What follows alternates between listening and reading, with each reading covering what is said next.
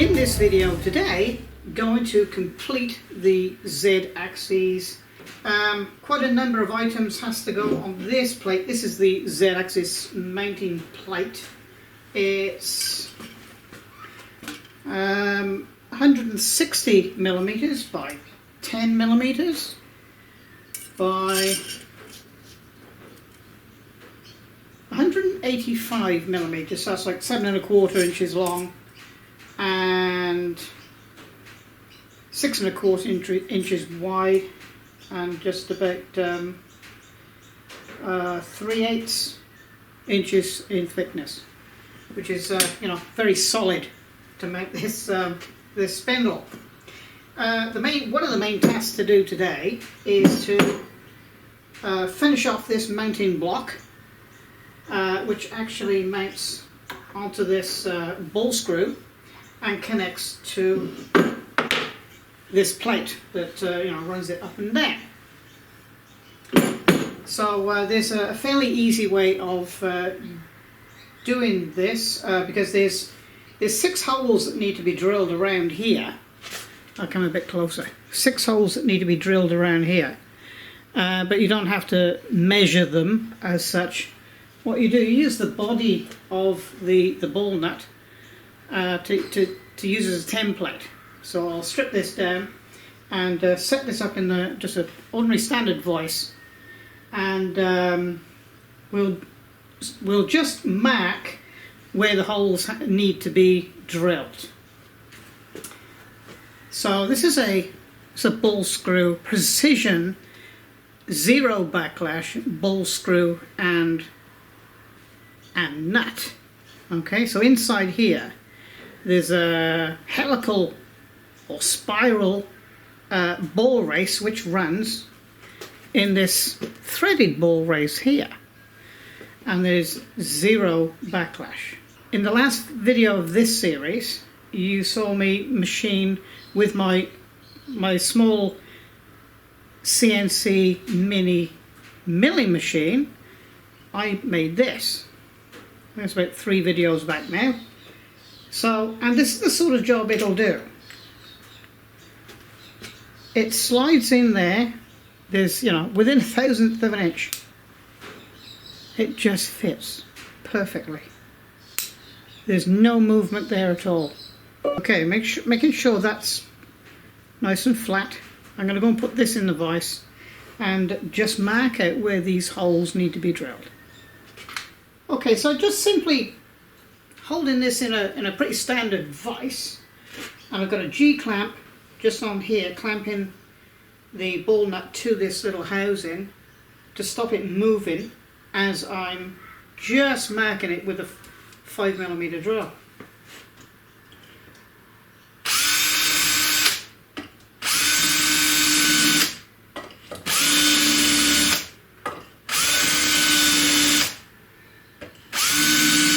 A bit more.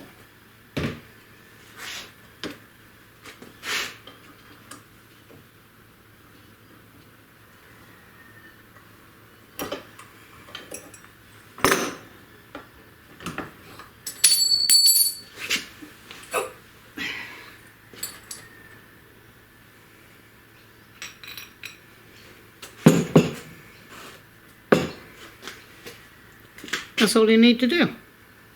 So that gives me a good start, so I can get on my little drill press there and drill those through. But next I need to mark out, so what I've done here actually, okay, you see there's 6 on there, but what I need to do is just use 4 of them, pick up on 4 of them to hold into the, onto the nut. But then I have to drill 2 down through here that screw or bolt onto the underside of that plate. So that's why I haven't picked up the other 2 holes here. I want a good meaty sort of hole to go down through there with the thread in it. So let's mark those out, and then I'll drill all these out. So I'm now going to show you a pretty low-tech solution to a high-tech problem. Now, there's Apart from boring this out, there has been no high-tech equipment used on this build whatsoever. And the only reason I bored this out was to save me a bit of time. And the supplier of the ball screw kits didn't put it in the kit. So I've had to make one. So I'll show you how to make something like this anyway. Now, it's crucial on a build like this that you drill absolutely dead square, 90 degrees. Okay, so I wouldn't advise holding a drill and trying to drill down through something like an inch thick piece of aluminium. Now this is a fairly sort of handyman drill press. It's a Bosch. It's a fairly well made unit. It's German. But lots of other companies do make these type of drill presses, and this is all I've used in this build.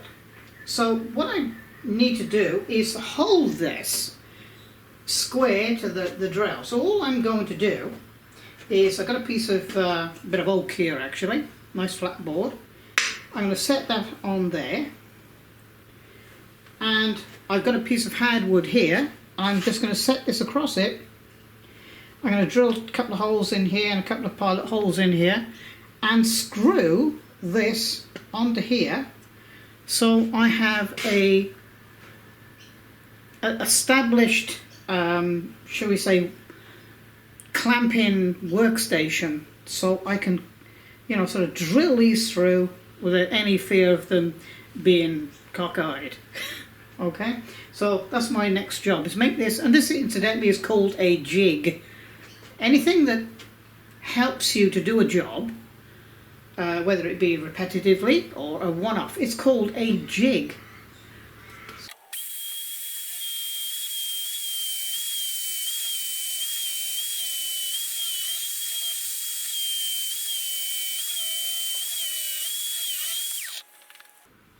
And there is our finished part. So now,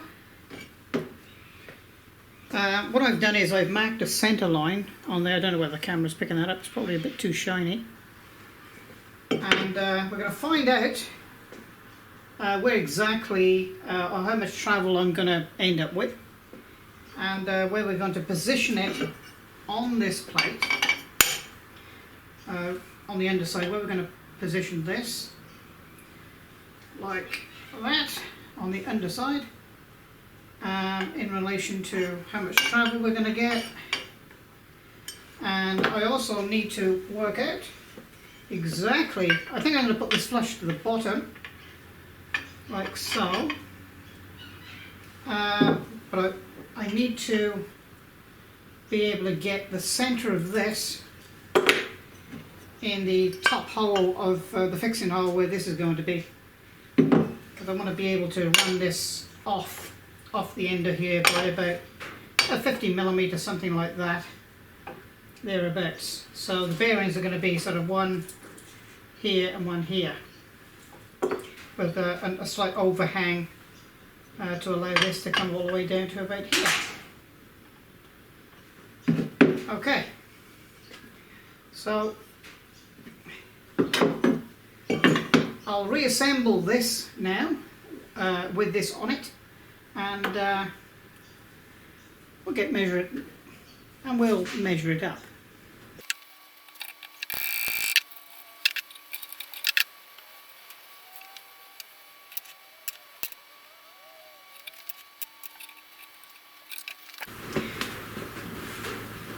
Okay, so if I've got my calculations right and my drilling's all correct, when these are on here,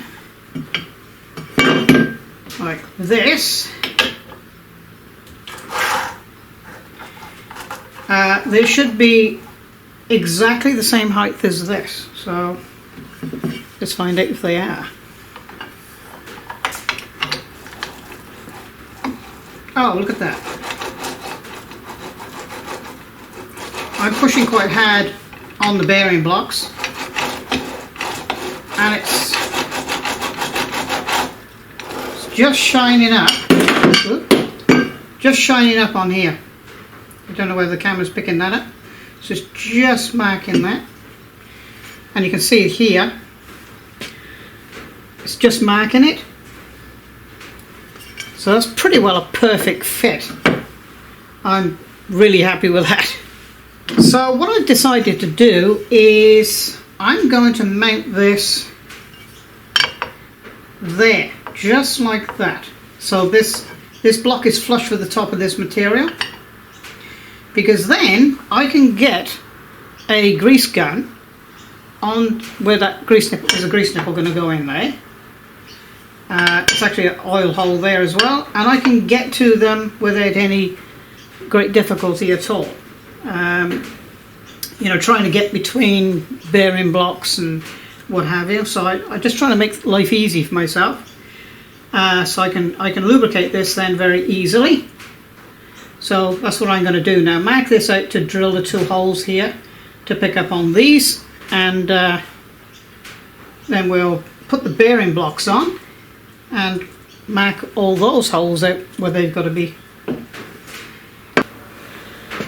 Okay, so that's all bolted on now, nice and square and true, although I have drilled these holes about 0.5 millimeter oversized, so I've got some movement in this plate, and I will be drilling the holes for these oversized as well, so I've got some movement, wiggle room, so I can get this absolutely square, you know, with the gantry.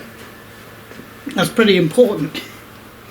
And something else I've decided on is I'm going to allow this, I'm going to attach this spindle mounting flush with the bottom of this, and I'm going to have the bearings placed like this just above it, so I don't have to countersink this and put countersunk bolts in these 2 here, you know, 6 of one, half a dozen of the other. I mean, it's not under, I mean, the most this is going to machine with an end mill is aluminium, you know.